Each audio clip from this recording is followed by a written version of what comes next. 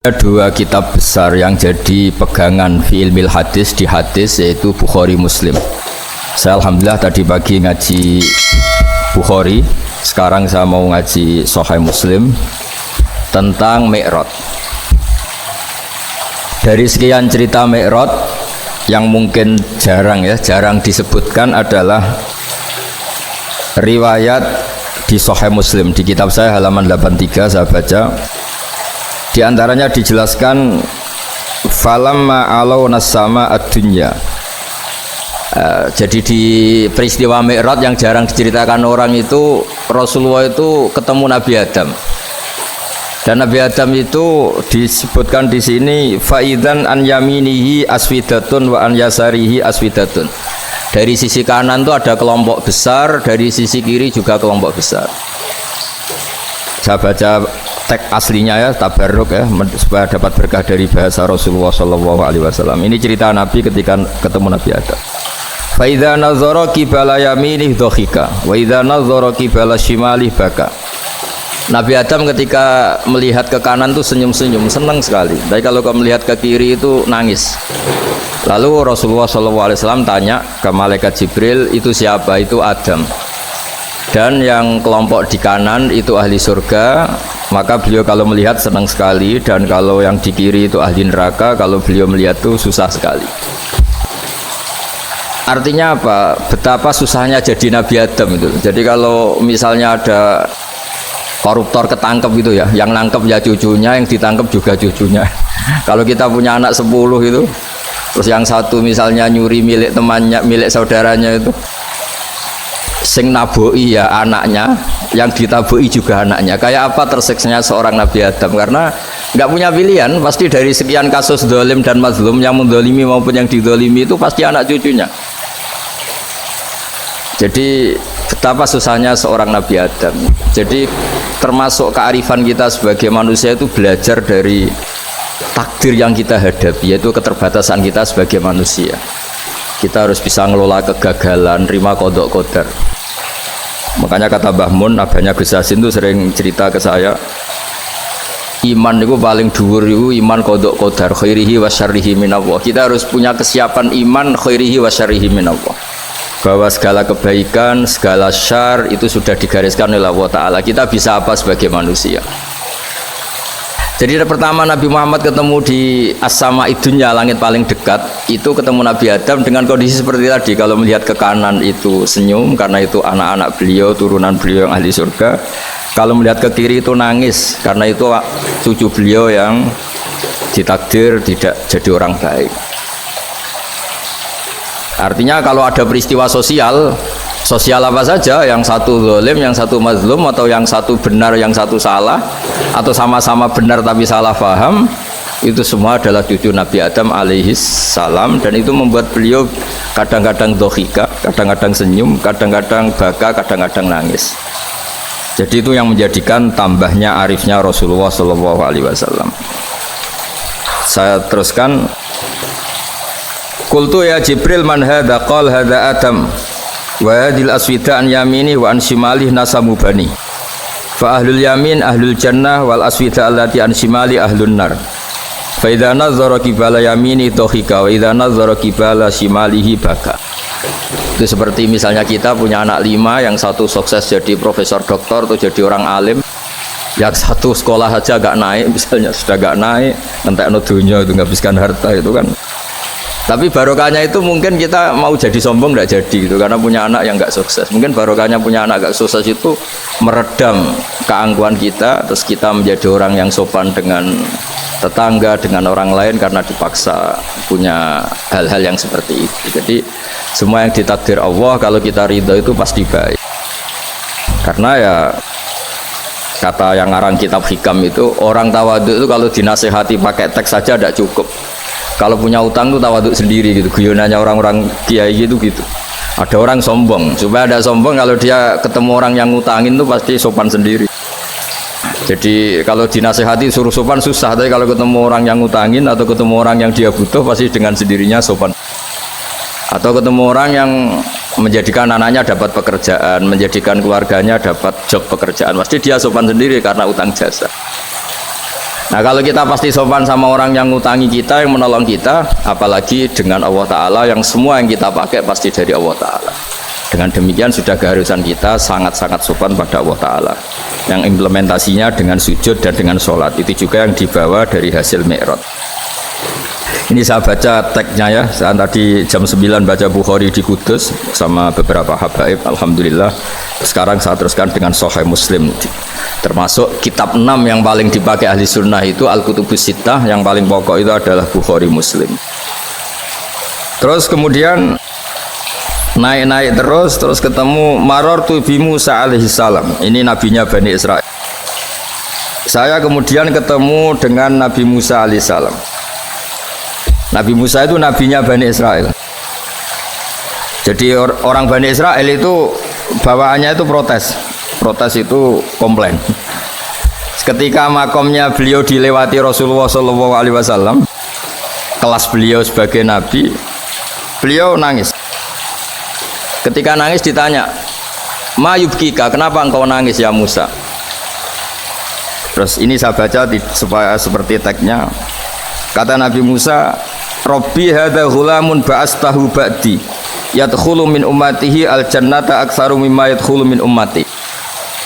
Ini lelaki atau nabi junior, nabi yang datangnya setelah saya, mestinya senior saya. Tapi nabi ini sukses, umatnya lebih banyak masuk surga ketimbang saya. Ini yang bikin saya nangis. Jadi pikirannya Nabi Musa, kalau beliau senior, beliau lebih dulu, ya umatnya lebih banyak masuk surga. Ternyata enggak, masih banyak umatnya Rasulullah SAW. Dan ini gaya beliau yang suka protes itu berkah, karena protesnya orang soleh. Saya ulang lagi, apa-apa kalau dilakukan orang soleh itu pasti barokah. Ketika Rasulullah dapat perintah 50 sholat, itu Nabi Ibrahim pertama yang dilewati, karena di langit paling atas dibanding nabi-nabi yang lain. Itu Nabi Ibrahim diam, karena beliau tidak punya tradisi protes. Semua nabi diam, karena Allah memerintahkan pasti sudah bagus lah, sudah diukur kekuatan hambanya. Tapi ketika Nabi Musa, beliau orang pertama komplain. Dapat apa kamu ya Muhammad? Dapat 100 sol, dapat 50. Apa komentar Nabi Musa? Umat saya lebih gagah-gagah, lebih keren-keren. Pernah saya uji itu tidak ada yang mampu, apalagi umat kamu. Maka kamu mintalah keringanan. Fas'alhu takhfif, kamu harus minta keringanan. Masyhur tuh riwayat itu. Kemudian Nabi minta keringanan sama Allah, dipotong hanya 5. 5 masih 45, dipotong lagi 5 masih 40, sampai 9 kali pemotongan, akhirnya jadi 5 sol. Itu satu menjadi pelajaran bahwa hubungan dengan Allah Ta'ala itu tidak perlu malu, karena Allah itu suka kalau dimintain. Mestinya kan dipotong 5 minta lagi sungkan, dipotong lagi 5 minta lagi sungkan, tapi ternyata berkali-kali. Bahkan ketika sudah 5 itu Nabi Musa masih bilang, "Ya Muhammad, minta lagi keringanan." Jadi kalau itu dikabulkan tuh jadi tidak ada sholat itu, kalau 5 masih minta. Nah, sampai Rasulullah itu tanya ke Jibril, "Ya Jibril, bagaimana dengan gaya komplainnya Nabi Musa? Hiddah itu sering komplain." Jawabnya malaikat Jibril, "Ya roh hiddata, Allah tahu betul tentang komplainnya Musa, dan Allah ya karena bawaan beliau begitu." Ini penting saya utarakan bahwa dalam Islam itu orang yang lemah lembut, yang samahah, Allahun Halim kayak Nabi Ibrahim itu juga Allah suka. Yang suka komplain tapi demi hak, bukan demi konflik. Saya ulang lagi, demi hak bukan demi konflik, juga Allah suka. Itu kita menjadi dapat sholat yang hanya 5, itu barokahnya komplainnya Nabi Musa. Karena kita yang lemah ini diukur dengan umat beliau yang kuat, ternyata umat beliau tidak kuat. Barokahnya tidak kuat itu dipakai tolak ukur, apalagi umatmu ya Muhammad. Kemudian itu yang menjadikan Nabi sebagai orang yang sangat tawaduk, karena yang merintahkan itu senior. Meskipun kita tahu Nabi Muhammad itu Sayyidul Awwalin wal Akhirin, tapi secara lahir, secara jusmani beliau lahir paling belakang, dan secara lahir juga beliau Nabi paling terakhir. Jadi secara hukum adab beliau harus sopan. Tentu sopan itu jadi panutan kita, meskipun kita tahu hakikat beliau adalah Sayyidul Awwalin wal Akhirin secara hakikat. Nanti kita bicara lebih jauh tentang jusmani dan ruh. Nah akhirnya keturutan sampai 5 sholat yang kita lakukan sekarang itu barokahnya komplainnya Nabi Musa. Banyak di cerita-cerita kitab hadis Ketika Nabi Musa ngaji sama Nabi Khidir, itu komplainnya Nabi Musa menjadi fikih yang luar biasa, kata kitab Ibnu Hajar Al-Asqalani Fathul Bari. Ketika beliau ngaji sama Nabi Khidir, kemudian Nabi Khidir itu dipinjemin perahu sama masyarakat. Sudah dipinjemin karena beliau majanan ya, dikasih gratis. Tapi di tengah-tengah perjalanan perahunya itu dilubangi. Nabi Musa komplain, akhirat tahali tukhriqo ahla, masa kamu lubangin padahal kamu naik, nanti gimana, kamu sudah pinjem nggak bayar masih ngerusak lagi, itu apa-apaan. Nabi Khidir ya relax saja, ilmu kamu belum cukup untuk menganalisis ini. Begitu juga ada 3 peristiwa yang Nabi Musa itu selalu komplain. Apa yang dikatakan Ibnu Hajar Al-Asqalani itu kitab yang sangat bagus. Justru dengan protes itu Nabi Musa punya kelas di atas Nabi Khidir, karena orang nggak boleh sukut alal mungkar, karena secara fikih orang itu tidak boleh mendiamkan suatu yang buruk. Kita tahu dalam aturan fikih di antara kewajiban kita adalah ingkarul mungkar, mengingkari suatu yang memang harus diingkari. Ya meskipun tentu tidak dengan sikap destruktif yang merusak dan apa, tapi yang nggak baik tentu kita ingkar. Perilaku Nabi Khidir yang melubangi perahu yang tidak miliknya, padahal yang punya perahu sudah menonton, itu perilaku yang nggak baik. Sehingga Nabi Musa protes. Justru protesnya Nabi Musa ini menjadikan beliau selalu di kelas fikih terbaik, yaitu ingkarul mungkar, mengingkari barang yang harus diingkari. Tapi tentu Nabi Khidir juga nggak salah, karena beliau punya perhitungan. Di depan nanti itu ada begal-begal, ada kekuatan yang nggak baik, yang selalu akan membegal perahu-perahu yang kondisinya sempurna. Nabi Khidir punya perhitungan, kalau ibarat mobil ini spionnya kok nggak dipecah, nggak diambil, itu termasuk mobil bagus, pasti digarong. Tapi gara-gara spionnya dipecah dulu sama Nabi Khidir, terus depannya dilumuri apa supaya nggak menarik, ini selamat. Jadi perhitungannya Nabi Khidir, wa kana wara'uhum maliku ya'khudhu kulla safinatin husba. Di beberapa tafsir diartikan safinah ay sholihah, karena di depannya nanti akan ketemu orang-orang yang dolim yang selalu ngambil perahu-perahu yang bagus. Caranya gimana supaya perahu itu gak diambil? Ya karena mereka hanya ngambil yang bagus, ya dirusak dulu supaya gak bagus. Kalau ya gak bagus nanti lolos dari garong tadi, dari pengambilan secara dolim. Jadi Nabi Khidir gak salah karena ada visi seperti itu. Nabi Musa protes juga gak salah karena memang tugasnya fikih itu ingkarul mungkar, mengingkari barang yang memang gak. Nah, di sini seperti yang dikatakan Gus Yassin, kita harus bisa ngelola perbedaan, ngelola beda sudut pandang dan sebagainya, sehingga kita selalu dapat nikmat Allah Ta'ala. Wa allafa baina qulubihim, nikmat yang kita asik, kita hidup asik, nyaman.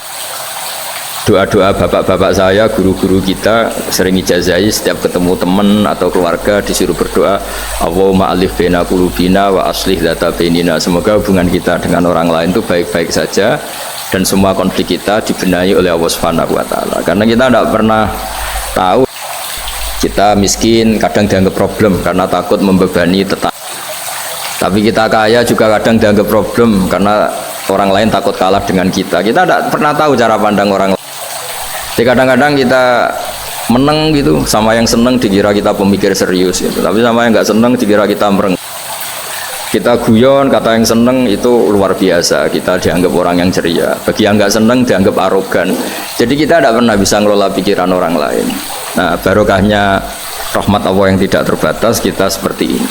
Dan itu digambarkan oleh Allah Ta'ala ketika ketemu antar nabi itu. Cara pandang ya beda-beda. Nabi Ibrahim itu kalau melihat orang yang nggak benar itu ya ngendikannya faman tabi'ani fa innahu minni wa man asani fa innaka ghafurur rahim. Ya Allah, yang ikut saya ya karuan kelompok saya, yang tidak ikut saya semoga engkau banyak mengampuni mereka. Nabi Nuh beda sekali cara pandang. Nabi Isa ubudiyah murni, ketika melihat orang yang nggak benar beliau tidak ngambil sikap. Beliau menghentikan intu adzibhum fa innahum ibadu. Kalau engkau siksa nggih monggo Gusti, wong itu hamba-hamba jenengan, itu terserah jenengan. Wa in taghfir lahum, kalau engkau ampuni nggih monggo, jenengan yang punya pertimbangan lebih. Dan itu yang dalam banyak hadis ketika Rasulullah SAW melihat umatnya di akhir zaman yang macam-macam, Nabi ngambil sikap kayak sikapnya Nabi Isa. Sebagian riwayat Nabi mengatakan fa'aqulu kama qalal abdus sholeh.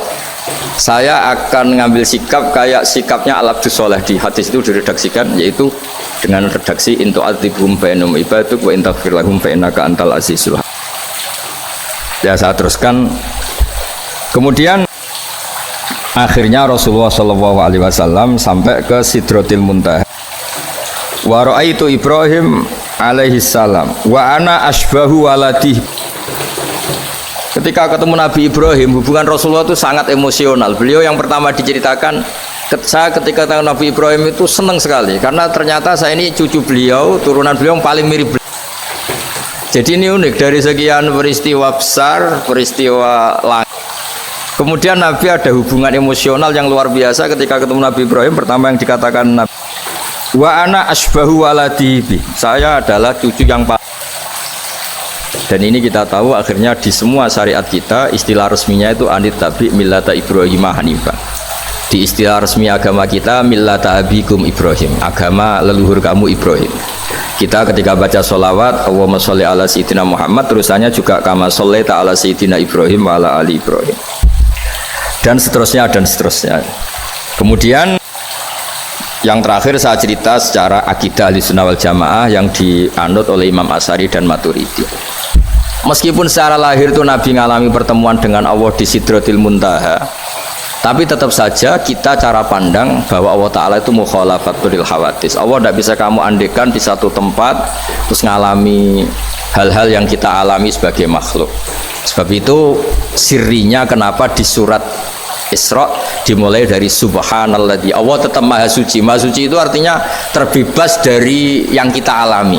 Allah selalu mukhalafatul hawadis. Allah la yahtaju ila makarin, Allah tidak butuh tempat, Allah tidak butuh waktu, Allah tidak butuh semua, karena Allah itu qayyum, Allah itu qiyamuhu binafsihi, berdiri sendiri.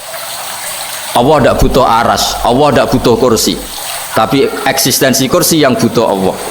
Allah tidak butuh aras, tidak butuh kursi, tidak butuh langit, semuanya itu berdiri karena Allah, bukan sebaliknya Allah berdiri di atas semuanya. Sehingga kita mulai kecil diajari Allah itu siapa? Al-Qayyum, kalau bahasa kita qiyamuhu binafsi, selalu berdiri sendiri, dan Allah itu Al-Ghaniyul Mutlaq, nggak butuh yang lain. Di sini pentingnya selalu Nabi ngintikan subhanallah subhanallah, wiridanya tetap Allah itu maha suci, Allah maha besar, Allah maha agung, dan keagungannya diantara ditandai dia punya sifat yang tidak sifat kita, dia punya keabadian yang tidak bisa, dia punya semuanya yang tidak kita miliki. Itu sebab itu dimulai subhanalladzi asra bi abdi lailam minal masjidil haram. Jadi kata subhana ini maha suci, itu maha suci dari tempat, dari waktu, dari apa saja. Meskipun Allah punya adat, punya sunnah memperlakukan hambanya itu dengan logika atau bayangan yang dibayangkan seorang hambanya, sehingga seakan-akan kita ini ya ketemu, seakan-akan kita bisa ini melihat, sehingga di surga disebut kita ini melihat. Tapi semua ahli sunnah mengatakan tapi kamu melihat Allah itu tetap saja bila kaifin walan khisorin, tidak bisa terus menciri itu bisa membatasi sifatnya Allah itu begini-begini, tidak bisa. Tetap Allah itu la tudrikul absar wa huwa yudrikul absar. Tapi kita bisa disebut melihat dengan kemakhlukan kita yang profan.